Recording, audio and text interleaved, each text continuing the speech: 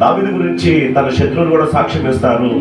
మీ నాన్న మామూలుడు కాదు, యుద్ధములో అతను ఉన్నాడంటే ఇక అంతే సంగతులు. ఎక్కడయ్యా అంటే ఇది అహితోపేలు చెప్తున్న సాక్ష్యం. ఇది మీ నాన్న మామూలుడు కాదు, అతను అందరితో కలిసి ఉన్నాడు, ఒంటరిగా ఉంటాడు, ఆ పిల్లలను పోగొట్టుకున్న ఎలుగుబట్టు అనే వాళ్ళు అతనితో ఉన్నవాడు కూడా మామూలుడు కాదు అని చెప్పి సాక్ష్యం ఇస్తాడు. చూడండి, ఎంత గొప్ప విషయాన్ని కలిగి ఉన్న వ్యక్తి దావీదు. ఒకనొక సందర్భంలో చాలా కాపుదల్లో ఉన్నాడు, దేవుని కాపుదల్లో ఉన్నాడు, దేవుని ప్రేరేపణలో ఉన్నాడు, దేవుని చిత్తమును ఎరిగి దాన్ని జరిగిస్తున్న వ్యక్తిగా కనబడుతున్నాడు దావీదు.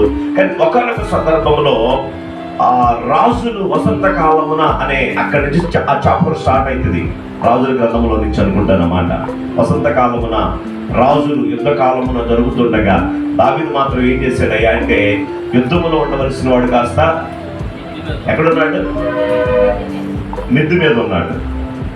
యుద్ధంలో ఉండాల్సిన వాడు కాస్త అంటే తను ఉండాల్సిన స్థలము అది కాదు. చాలాసార్లు ఏముందో చెప్పినా మనవాళ్ళ కూడా జ్ఞానం ఉండదు. వాళ్ళు మందిరంలో ఉండాల్సిన వాళ్ళు మందిరంలో ఉండరు, ఎక్కడెక్కడ ఉంటారు.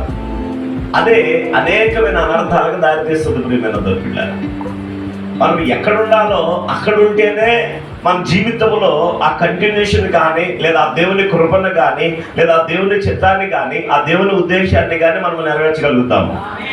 దేవునికి స్తోత్రం. మందిరంలో ఉండాల్సిన సమయంలో మందిరంలోనే ఉండాలి. ఎప్పుడు ఏ సమయంలో ఎక్కడ ఉండాలో అక్కడ ఉంటేనే మన జీవితానికి కూడా ఆ విలువ అనేది పెరుగుద్ది. హల్లెలూయా. కాబట్టి గమనించండి, ఇతనేమో ఇతని పక్షముగా లేదా ఇతని రాజ్యములో ఉన్నవారు యుద్ధము చేస్తూ ఉన్నారు, ఇతను మాత్రము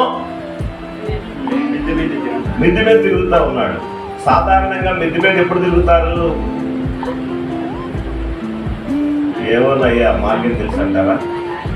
పొద్దున పూట తిరుగుతారు వాకింగ్ చేయాలనుకుంటే, లేకపోతే ఈవినింగ్ పూట సాయంత్రం అయిందన్నట్టు. ఇప్పుడు మన అయ్యగారు తిరుగుతున్న టైం ఏది?